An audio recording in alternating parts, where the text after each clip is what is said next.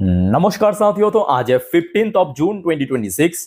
दोस्तों, लास्ट 2 दिन से मतलब शुक्रवार और आज सोमवार बाजार की सेंटिमेंट तो बहुत ही तगड़ा चल रहा है बिकॉज ऑफ जियोपॉलिटिकल टेंशन कम होना। और जैसे कि आपको पता ही होगा, मैं ऑलरेडी लास्ट वीडियो में इस बारे में एक्सप्लेन कर चुका हूं।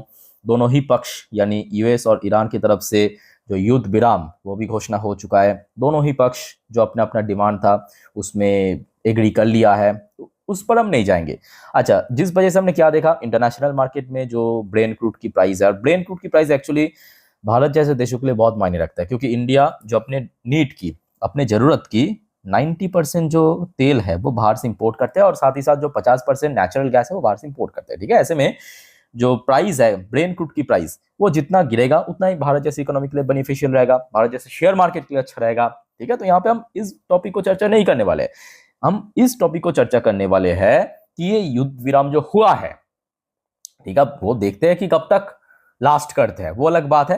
बट मान लीजिए कि ये युद्ध विराम हो चुका है परमानेंटली, तो स्पेसिफिकली कुछ सेक्टर्स को, कुछ स्पेसिफिकली शेयर्स को बहुत ज्यादा फायदा मिलेगा। आई होप कि आपको समझ आ रहा है मेरा पॉइंट। ठीक है, तो जिस वजह से इस वीडियो में हम चर्चा करने वाले हैं ऐसे 16 कंपनी की शेयर्स जो अगले कुछ हफ्तों के अंदर या कुछ महीनों के अंदर बहुत तेजी से रिकवर कर सकता है इस युद्ध विराम के कारण। अब दोस्तों, आगे बढ़ने से पहले एक छोटा सा मैं आपको पॉइंट दिखाता हूं। फिलहाल देखिए देखिए मार्केट तो क्लोज हो चुका है और कुछ टाइम बाद यूएस मार्केट भी ओपन होगा। और अभी आप देखिए जो हमारे गिफ्ट निफ्टी या एक्सजेक्स निफ्टी की फ्यूचर्स है वो बहुत बढ़िया लेवल पे चल रहा है। कहां पे पता है? 23,932 पॉइंट पे। मतलब आज दोपहर को जब हमारे इंडियन मार्केट क्लोज हुआ था उस टाइम पे जो हमारे एक्सजेक्स निफ्टी या गिफ्ट निफ्टी की क्लोजिंग पोजीशन था, उस हिसाब से ऑलमोस्ट 41 से लेके 42 पॉइंट ऊपर। अब देखना होगा कि आज रात में कैसा माहौल बनता है। बहुत सारे चीज या बहुत सारे फैक्टर्स हैं जो अभी मार्केट को ट्रिगर करेगा। बट रफली अगर हम मान ले कि मार्केट का सेंटीमेंट अगर सब कुछ सही चला तो इन सब शेयर्स में दोस्तों गेनिंग हो सकता है। चलिए अब एक एक करके मैं आपको समझाता हूँ।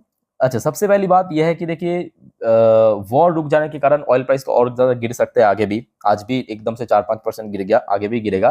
तो बेसिकली जितने भी ऑयल रिफाइनरी सेक्टर की कंपनी है, मतलब बाहर से जो कच्चा तेल या क्रूड ऑयल खरीद के भारत में लाते हैं, भारत में रिफाइन करके बेचते हैं, उस कंपनी को बहुत बेनिफिट मिलेगा। क्यों मिलेगा? आप चीजों को देखिए, फैक्चुअली समझिए। आप चीजों को लॉजिकली या फैक्चुअली समझिए तो आपको अच्छे से यहाँ पे समझ आएगा। देखिए ये जो इंडियन ऑयल या जितने भी रिफाइनरी कंपनी है करता क्या है, बाहर से कच्चा तेल यानी कह सकते हो उसको आप रॉ मटेरियल, कच्चा तेल वो खरीद के भारत आते हैं, भारत लाते हैं, भारत में उसको करते हैं रिफाइन। भारत में क्या करते हैं? आर फॉर रिफाइन करते हैं। ठीक है, अब देखिए रॉ मटेरियल या कच्चा तेल, इसका भाव अगर बढ़ गया तो क्या होगा? कॉस्टिंग बढ़ जाएगा, खर्चा बढ़ जाएगा ना। और जब रिफाइन करने के बाद उसको बेचेगा, अब क्योंकि आप कोई भी प्राइस लगा नहीं सकते, सरकार जो कैप डिसाइड करेगा अलग अलग स्टेज पे वो उसी प्राइस में आपको बेचना पड़ेगा। तो मतलब मार्जिन श्रिंक होने का जो खतरा था वो अभी रिलीफ हो जाएगा। समझ आ चुका है मेरे बात? ठीक है, तो सबसे पहला इंपैक्ट पड़ेगा जितने भी ऑयल रिफाइनरी सेक्टर की कंपनियां हैं। और सेम रीजन के कारण इन सब सेक्टर में गिरावट भी हुआ था। जैसे कि आप देखिए जब से वॉर शुरू हुआ था, वॉर शुरू होने से पहले तो ये जो आईओसी की प्राइस लाइफ टाइम हाई 190 के अराउंड चल रहा था। उसके बाद अब देखिए गिरते गिरते 135-34 तक पहुंच गया था। अभी थोड़ा थोड़ा रिकवर कर रहा है। सिर्फ आईओसी नहीं, इस लिस्ट में आप बीपीसीएल को भी रख सकते हो। सेम मूवमेंट हमें बीपीसीएल की शेयर में भी देखने को मिला था। अब देखिए वॉर शुरू होने से पहले 27 फरवरी शुक्रवार जब इसका क्लोजिंग हुआ था बीपीसीएल की, लगभग 385 390 के रेंज में, फिर गिरते गिरते देखे 300 को ब्रेक करके 270 में पहुंच गया था। अभी शेयर धीरे धीरे रिकवर करते, इसमें आगे भी और रिकवरी बाकी है, क्योंकि आप समझ पा रहे हो कि अभी टोटल रिकवरी नहीं हुआ, बहुत रिकवरी होना बाकी है। सेम चीज आप हिंदुस्तान पेट्रोलियम यानी एचपीसीएल को भी ले सकते हो। इसमें भी आज लगभग 3.5% की मूवमेंट था। ये शेयर भी आप देखिए वॉर शुरू होने से पहले ऑलमोस्ट 450 500 की लाइफ टाइम हाई है, काफी ऊपर पहुंच गया था। अभी देखिए शेयर कितना नीचे आ चुका है। ठीक है, और बीच में तो बहुत नीचे पहुंच गया था, 300 की रेंज में पहुंच गया था। अभी थोड़ा थोड़ा करके रिकवर करा है। ठीक है, ये भी अपने सेक्टर की टॉप कंपनी है। रिलायंस इंडस्ट्री को हम भूल नहीं सकते। भले ही रिलायंस की जो बिजनेस है काफी डाइवर्सिफाइड है, पर रिलायंस की आज भी जो मेन रेवेन्यू सोर्स है वो ओटूसी बिजनेस से ही आते हैं।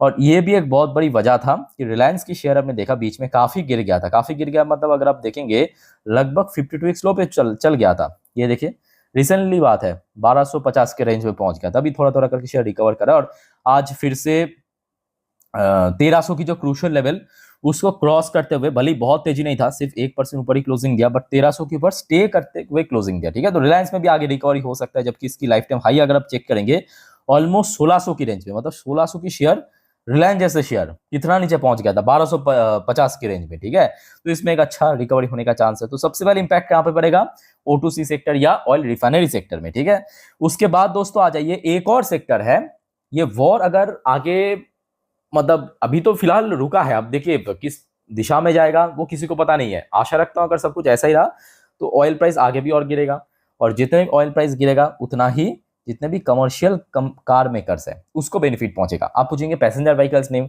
पैसेंजर व्हीकल्स को भी बेनिफिट पहुंचेगा, बट जो हमारे कमर्शियल व्हीकल्स है उसको ज्यादा बेनिफिट पहुंचेगा। क्यों पहुंचेगा मैं आपको समझा देता हूं, फैक्चुअली समझिए। दोस्तों आपको पता होगा रिसेंटली सरकार ने बहुत सारे इथेनॉल बेस्ड फ्यूल की लॉन्च किया, उनमें से कुछ प्रमुख E20 जो सबसे ज़्यादा चर्चे में था, E30 और रिसेंटली E85 अप्रूवल दिया है। ठीक है, अच्छा ये जो इथेनॉल बेस्ड फ्यूल, ये बेसिकली मिलावट होगा किसके साथ, पेट्रोल के साथ। और दोस्तों आपको पता होगा अशोक लेलैंड की बात करें या टाटा मोटर कमर्शियल की बात करें, ये बनाता है कमर्शियल व्हीकल्स। कमर्शियल व्हीकल्स किससे चलता है, डीजल पे चलता है। सरकार फिलहाल ये जो मिलावट, इथेनॉल की मिलावट वो पेट्रोल में करेगा, डीजल में अभी नहीं करेगा। अब सुनने को आ रहा है कि हो सकता है फ्यूचर में डीजल में भी मिलावट हो जाएगा, बट फिलहाल कुछ क्लैरिटी नहीं मिला उस बारे में। ठीक है, और यही एक बहुत बड़ी वजह है कि शेयर में बैक टू बैक गिरावट हो रहा था। आप नोटिस करेंगे, मतलब जितना ना आपके पैसेंजर व्हीकल्स की शेयर में गिरावट हो रहा था, उससे ज्यादा गिरावट आप देखिए अशोक लैंड की शेयर या बाकी जितने भी कमर्शियल व्हीकल मेकर देखिए, जैसे कि अशोक लैंड देखिए रिसेंटली 30% गिर गया था, मतलब वॉर शुरू होने से पहले, प्री वॉर से लेके पोस्ट वॉर की बात करें।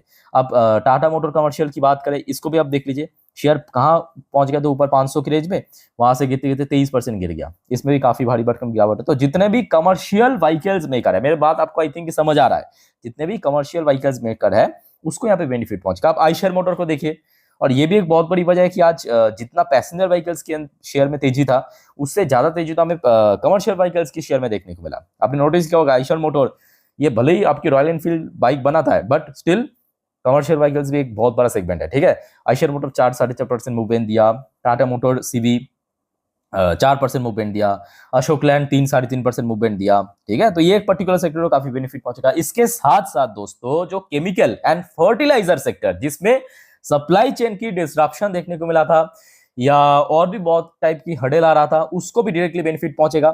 और रिसेंटली हमने देखा Q4 केमिकल कंपनीज के लिए बहुत बढ़िया था। अब दीपक नायरेट को देखिए, फाइन ऑर्गेनिक, आरती इंडस्ट्री मोस्टली बहुत अच्छा परफॉर्म किया, बट जियोपॉलिटिकल टेंशन के कारण शेयर में कोई बहुत बड़ा रिकवरी देखने को नहीं मिला। आज जैसे ही मतलब जियोपॉलिटिकल टेंशन कम हो रहा है, आरती इंडस्ट्री चल गया कितना, 11%, 500 का लेवल बस क्रॉस करने ही वाले थे। फाइन ऑर्गेनिक 5,000 की लेवल बस क्रॉस करने ही वाले थे, 5% ऊपर। तो आपको आई होप कि समझ आ रहा है कि कौन कौन से सेक्टर को डायरेक्टली बेनिफिट पहुंचेगा। अच्छा, फर्टिलाइजर सेक्टर में यहाँ पे आप राष्ट्रीय केमिकल एंड फर्टिलाइजर को ले सकते हो। इसके अलावा बहुत सारे आपको शेयर्स दिख जाएगा, जैसे कि नेशनल फर्टिलाइजर हो गया, गुजरात स्टेट फर्टिलाइजर हो गया, ये सब आपके फर्टिलाइजर, चंबल फर्टिलाइजर हो गया, सबको बेनिफिट पहुंचेगा। ठीक है, तो ये एक पर्टिकुलर सेक्टर है। इसके अलावा और भी कुछ सेक्टर्स है, आइए उस बारे में दोस्तों चर्चा करते हैं।